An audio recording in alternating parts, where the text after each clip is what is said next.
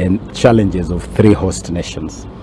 We have put together a structure just to make sure that we remained aligned, we remained in touch. Last year, Kenya hosted the first tripartite retreat for all the 3 countries, where we agreed on a roadmap. We consult pretty much weekly between myself and my colleague ministers in Uganda and Tanzania. Locally, we are keeping our finger on the pulse of these preparations.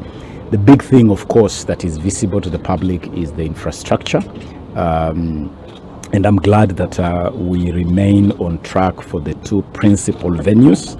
The 2 principal venues being Moi Sports Center Kasarani and the new Talanta Sports City. We are very much on track for that.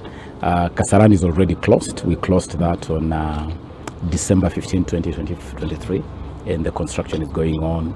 I visited at the beginning of January, in the first week of January, and I can confirm that the works are on track, are ongoing as per the Gantt chart we have.